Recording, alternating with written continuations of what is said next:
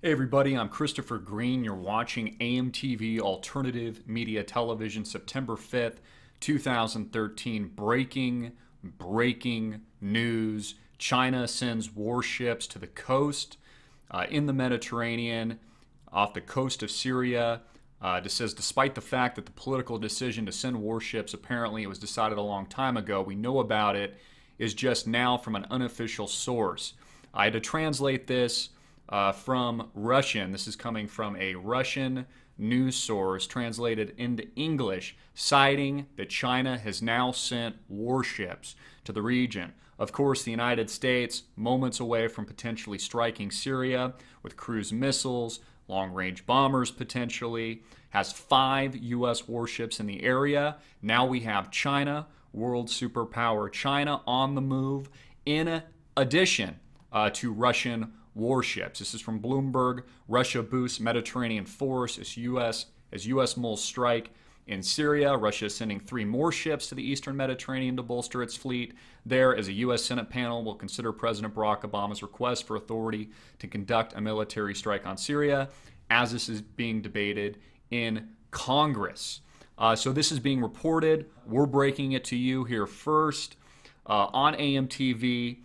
Please get this out. For any of you out there that don't think that this is going to be a part of a much larger event in a much bigger regional conflict, you are in the dark, because we have world superpowers moving literally as I deliver this video to you. China now with Chinese warships on the move in the area. Russia's already there. The United States has 5 in the Mediterranean. This is going and is looking like an all-out, full-scale global engagement. It is what makes Syria so important, as we potentially have a conflagration in this area that could incite a war unlike anything we have ever seen in recent history. Russia says it's also compiled a 100-page report blaming Syrian rebels for a chemical weapons attack. Compare this to the 4-page opinion piece that the White House put out via whitehouse.gov. We have a 100-page report coming from Russia saying that it's compiled, detailing what it says is evidence that Syrian rebels, not forces loyal to Bashar al-Assad, were behind a deadly sarin gas attack in an Aleppo suburb earlier this year on August 21st. A 100-page report citing evidence that the Syrian rebels, being armed and funded and sponsored by the U.S. government, are responsible for the deaths of men, women, children. This is diametrically opposed to the propaganda that is being spewed by the Western media and the United States, accusing the Assad regime of using these weapons. Again, Assad would have no reason to use chemical weapons on his own people in a stage of the game where he's been winning the war in Syria, taking strongholds, and would have no reason to encourage his own assassination or give the United States a reason to invade and attack his country, which has been the historical precedent the United States has set in the Middle East via its long-term destabilization campaign in the area, having invaded places like Iraq and Afghanistan historically on false pretenses and lies on WMDs, etc.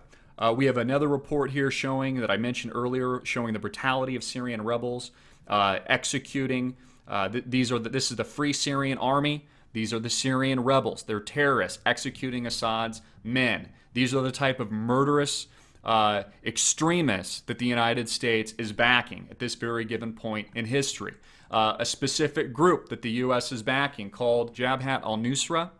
This is a al-Qaeda associate front group operating in Syria that the United States is currently funding, arming, sponsoring. Don't they always tell us al-Qaeda is the enemy? Well, then why is the United States fighting side by side and arming these extremist groups in the area, the al-Nusra front, Jabhat al-Nusra? Why? You have to ask yourself these questions. Here's a video I've got on mute showing al-Nusra here fighting in a village. You can watch this video. But again, China sending warships to the region.